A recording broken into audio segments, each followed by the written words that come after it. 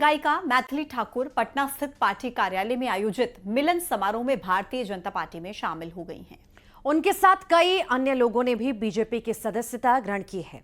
बीते कुछ दिनों से उनके राजनीति में आने की खबरें थी, जिस पर आज मुहर लग गई है। बिहार में चुनाव की तारीखों का ऐलान हो गया है और महागठबंधन में सीटों का बंटवारा भी। कुछ बिहार के तमाम चर्चित चेहरे चुनावी मैदान में अपनी किस्मत आजमाने जा रहे हैं और इस बिहार की सबसे चहेती लोक गायिका मैथिली ठाकुर भी इस बार बिहार चुनाव में अपनी किस्मत आजमाने जा रही हैं। अभी कुछ दिन पहले ही मैथिली ने बीजेपी में शामिल होने की इच्छा जताई थी, जिसके बाद मैथिली ने बीजेपी की सदस्यता ले ली है। चुनाव मैदान में बहुत सी पार्टियां हैं, लेकिन उन्होंने क्यों बीजेपी को ही चुना, इस बात का भी जिक्र किया और बताया वो पार्टी के साथ नेता बनने के लिए नहीं, समाज की सेवा करने के लिए जुड़ी हैं। पार्टी ज्वाइन करने का मतलब नेता बनना ऐसा नहीं मानती हूँ। मैं समाज सेवा के लिए आई हूँ और उनकी विचारधारा को जन जन तक पहुँचाने के लिए आई हूँ। तो आपका नाम मैथिली है, तो आपको लग रहा है कि मिथिला जो है आपको दिल से एक्सेप्ट करेगा? मैं मिथिला की बेटी हूँ और मेरा प्राण बसता है मिथिलांचल में। कोई सीट आपने सोचा है जहाँ से? सब पार्टी देखेगी, पार्टी के दिमाग में जो भी है मुझे लेकर के, मैं तो बस पार्टी का सहयोग करने के लिए यहाँ आई हूँ। अगर पार्टी कहती है चुनाव लड़ने तो आप पार्टी का जो आदेश होगा मैं मानूंगी। गाने के सुरों को साधने वाली मैथिली राजनीति ये आने वाला समय ही बताएगा, लेकिन जनता उनकी राजनीति के गाने को पसंद करती है या नहीं, ये देखने वाली बात होगी। Bureau report, news 18।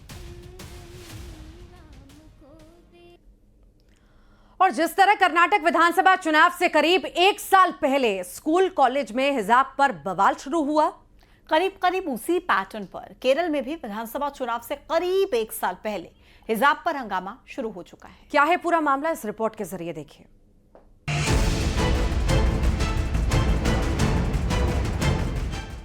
कर्नाटक के बाद केरल में हिजाब विवाद की एंट्री 7 अक्टूबर को हुई, जहां 8वीं क्लास की एक छात्रा अचानक हिजाब पहनकर स्कूल पहुंच गई।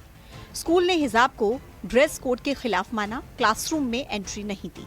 स्कूल का दावा है कि वहां 30 साल से ड्रेस कोड का पालन हो रहा था, लेकिन अचानक 8 अक्टूबर को इसे तोड़ने की कोशिश की गई। दूसरी तरफ छात्रा का परिवार उसे हिजाब में स्कूल भेजने पर अड़ गया।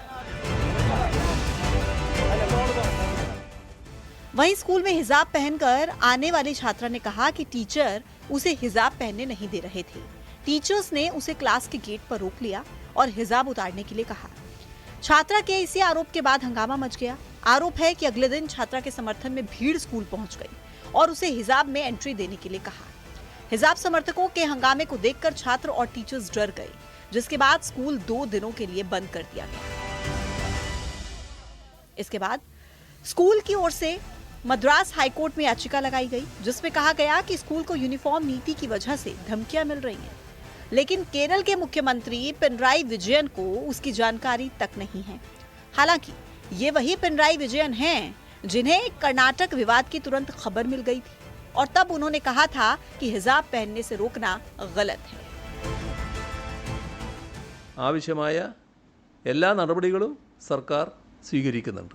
എൻ്റെ അടുത്ത് ആ പ്രശ്നമില്ല, ഇപ്പോൾ നോക്കണം എന്താണെന്നത്. ആവശ്യമായ എല്ലാ നടപടികളും സർക്കാർ സ്വീകരിക്കുന്നുണ്ട്. എൻ്റെ അടുത്ത് ആ പ്രശ്നമില്ല, ഇപ്പോൾ നോക്കണം എന്താണെന്നത്. केरल में अगले ही साल चुनाव हैं। केरल में हिजाब विवाद के पीछे इसलिए राजनीतिक साजिश का भी शक है, क्योंकि कुछ वक्त पहले केरल में मुस्लिम छात्राओं ने ईरान के नो हिजाब मूवमेंट का समर्थन किया था और ईरान की महिलाओं के समर्थन में हिजाब उतारकर प्रदर्शन किया था। Bureau report, news 18।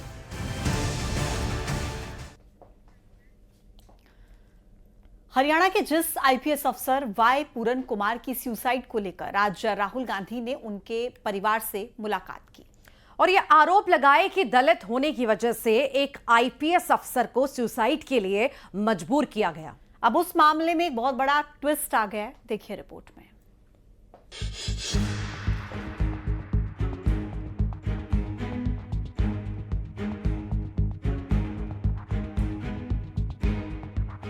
हरियाणा के जिस आईपीएस अफसर वाई पूरन कुमार की सुसाइड को लेकर आज राहुल गांधी ने उनके परिवार से मुलाकात की और ये आरोप लगाए कि दलित होने की वजह से एक आईपीएस अफसर को सुसाइड के लिए मजबूर किया गया।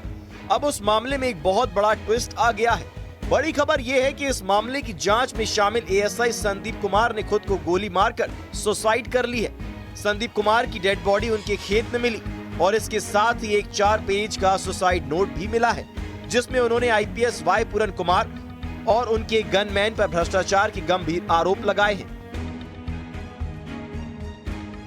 संदीप कुमार ने सुसाइड से पहले एक वीडियो भी बनाया था, जिसमें उन्होंने कहा कि भ्रष्टाचार के खिलाफ सच्चाई की लड़ाई में वो अपनी आहुति दे रहे हैं।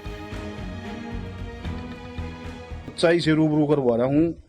इनकी भ्रष्टाचार की जड़ें बहुत गहरी हैं। जो दरखास्त इनके खिलाफ कंप्लेंट हुई थी, उसी भ्रष्टाचार से डर के इसने सुसाइड कराया है। जब नू देखा भाई तेरे पढ़ ली, तेरा पाप का घड़ा भर लिया, प्रकाष्ठा होगी तेरी।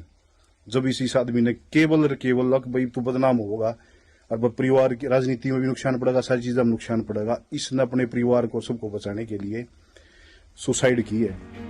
संदीप कुमार ने सुसाइड नोट में कहा है कि वाई पूरन कुमार एक भ्रष्टाचारी पुलिस अफसर था, जिसने कई मामलों में करोड़ों की रिश्वत ली और जातिवाद का सहारा लेकर सिस्टम को हाईजैक किया।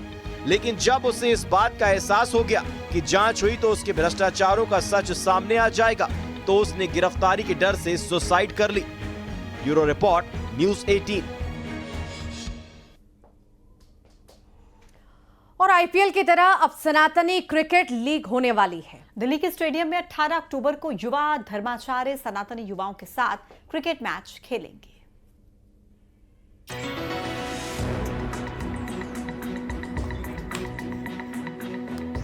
दिल्ली में 18 अक्टूबर से सनातनी क्रिकेट लीग का आयोजन होगा। दिल्ली के करनैल सिंह स्टेडियम में युवा धर्माचार्य सनातनी युवाओं के साथ में क्रिकेट मैच खेलेंगे। कथावाचक संत देवकीनंदन ठाकुर बाबा बागेश्वर धाम, कथावाचक इंद्रेश उपाध्याय और कथावाचक चिन्मयानंद की टीम शामिल होंगी।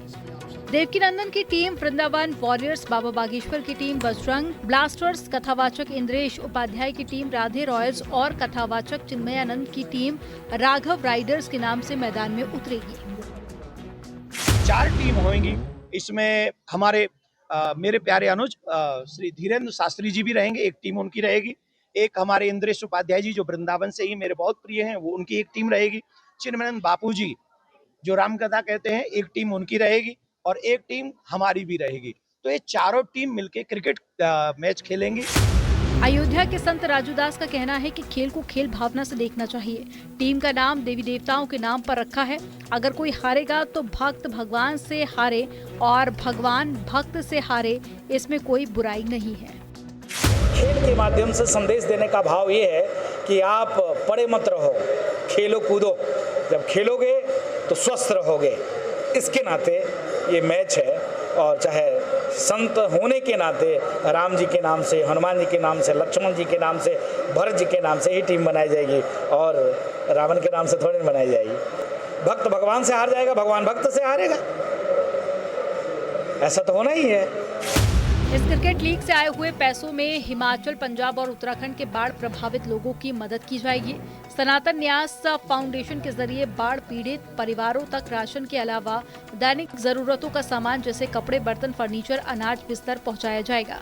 Bureau report, news 18 UP Uttarakhand.